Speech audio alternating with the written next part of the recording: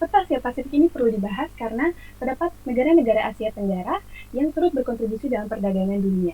Nah, kawasan regional kawasan regional Asia Tenggara membentuk Association of Southeast Asian Nation atau ASEAN yang beranggotakan 10 negara. Perjanjian negara ASEAN diatur dalam AFTA, ASEAN Free Trade Area, kemudian membentuk Masyarakat Ekonomi ASEAN, yaitu MEA, dan untuk memperkuat perekonomian MEA, dibentuk Blueprint.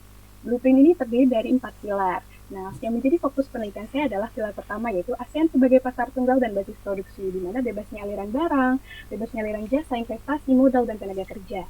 Kemudian dapat dilihat pada gambar berikut, ini menggambarkan indikasi perkembangan ekonomi negara-negara ASEAN. Nah, dapat dilihat ketika volume ekspor dan impor turun, tampak diikuti oleh pertumbuhan ekonomi yang juga turun.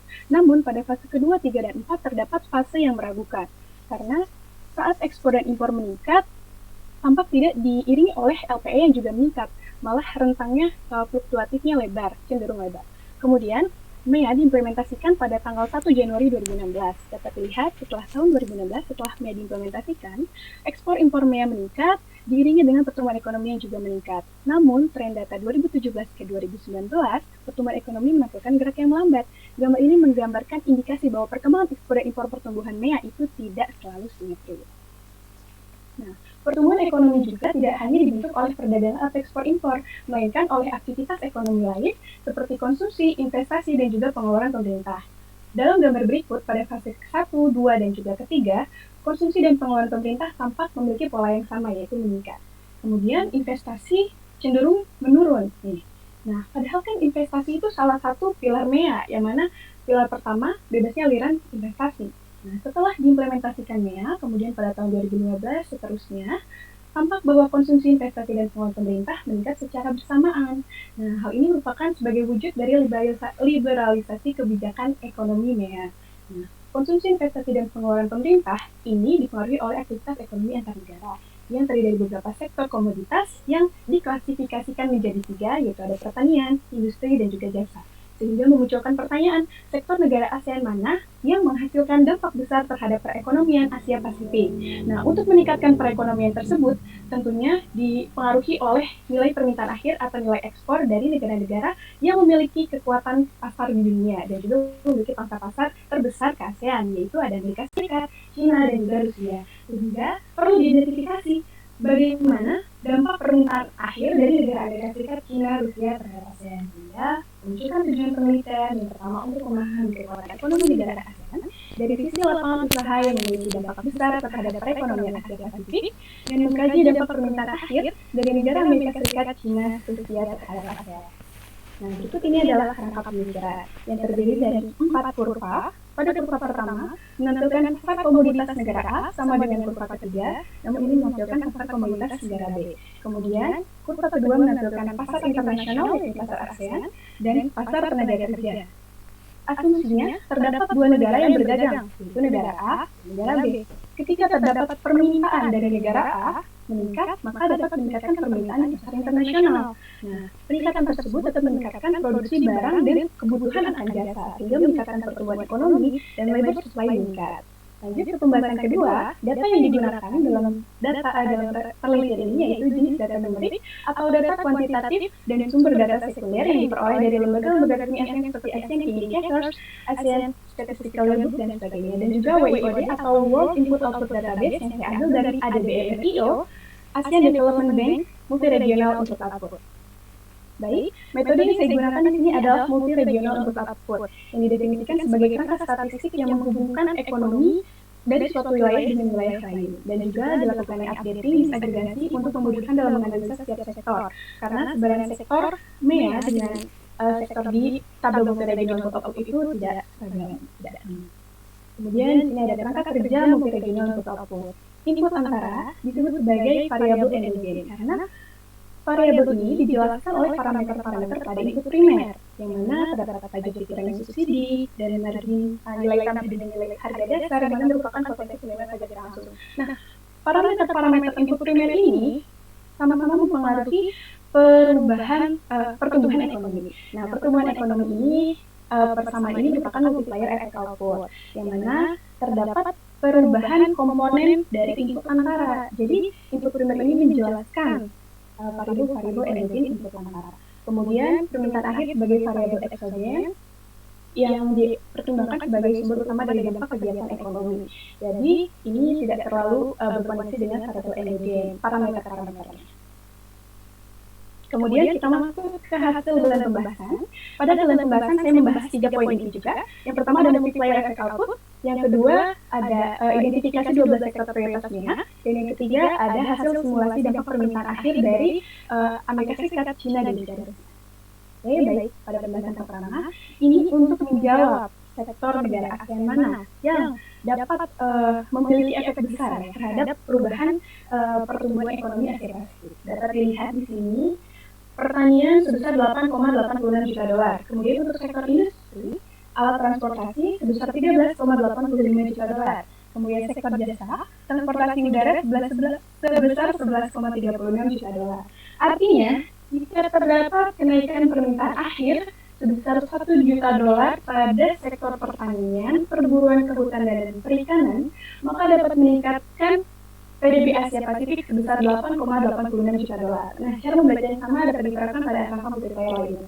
Kemudian untuk menjawab negara ASEAN mana yang mempengaruhi memiliki efek besar terhadap PDB ASEAN terhadap Asia Pasifik, yaitu Vietnam pada sektor pertanian sebesar 2,24 juta dolar, kemudian Malaysia untuk sektor jasa dan transportasi. Nah, adapun negara selain ASEAN yang menampilkan efek besar terhadap Asia Pasifik, yaitu ada negara China dan juga negara Ceko atau Czech Republic. Nah, artinya jika terdapat peningkatan atau kenaikan terhadap permintaan akhir sebesar 1 juta dolar pada sektor transportasi udara, maka dapat meningkatkan PDB Asia Pasifik pada sektor tersebut sebesar 2,91 juta dolar. Nah, kemudian kita masuk ke pembahasan kedua, urutan multiplier efek 12 sektor prioritas. Nah, ini untuk mewujudkan implementasi MEA. Nah, ini juga merupakan salah satu komponen penting dari pilar pertama MEA. Nah, 12 sektor prioritas MEA ini terbagi menjadi 10 sektor, karena terdapat beberapa sektor yang sama seperti produk berbasis agro atau pertanian dan perikanan menjadi satu sektor. Kemudian tekstil itu menjadi tekstil dan pakaian, kayu dan produk kayu itu merupakan produk berbasis kayu, karet dan plastik. Kemudian di sini ada otomotif yaitu alat transportasi, elektronik yaitu manufaktur, lalu ISN atau pos dan telekomunikasi. Nah, logistik dan pariwisata juga menjadi satu sektor. Nah, sektor yang memiliki kemampuan atau potensi untuk meningkatkan produk domestik brutonya, yaitu untuk negara Indonesia pada sektor tekstil dan produk tekstil sebesar 2,45 juta dolar. Untuk Malaysia pada sektor karet dan plastik, untuk Filipina dan Thailand untuk sektor alat transportasi, dan Vietnam untuk sektor yang berbasis kayu.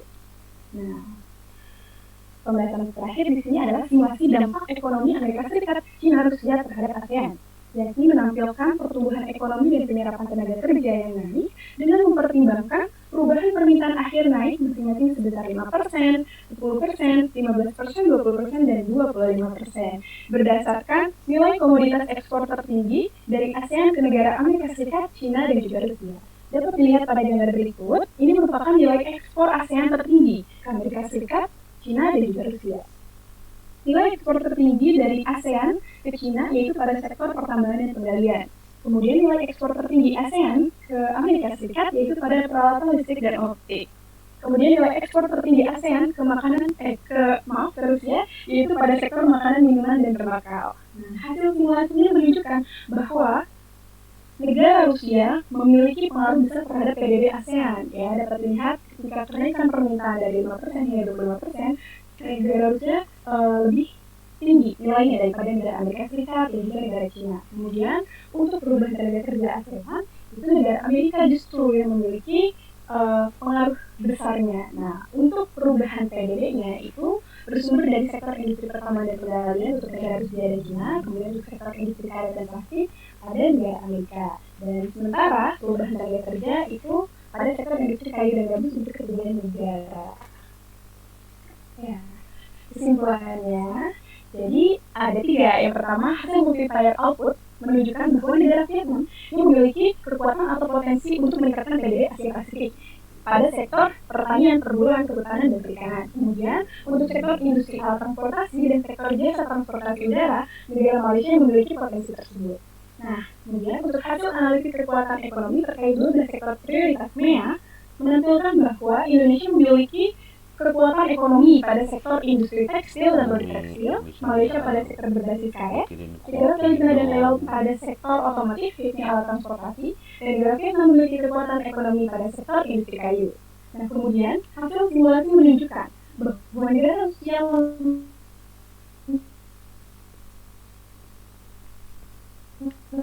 Aduh, delay ya.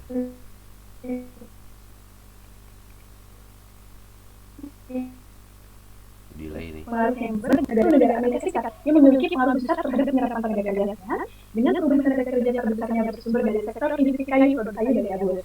Nah, berdasarkan hasil penelitian yang telah saya paparkan, diharapkan dapat memperoleh manfaat bagi penelitian selanjutnya dan juga dapat berkontribusi dalam kebijakan BEA, khususnya bagi pemerintah ASEAN. Ya, saran untuk disiplinnya, penelitian selanjutnya dapat menggunakan price model untuk membahas dampak MEA, yakni liberalisasi tarif pada persiapan MEA. Karena keterbatasan waktu dan biaya, maka saya tidak membahas hambatan tarif tersebut, melainkan hanya fokus kepada pilar pertama MEA, yaitu pasar tunggal dan basis produksi yang membahas tentang hambatan-hambatan lainnya seperti aliran barang jasa, kemudian tenaga kerja.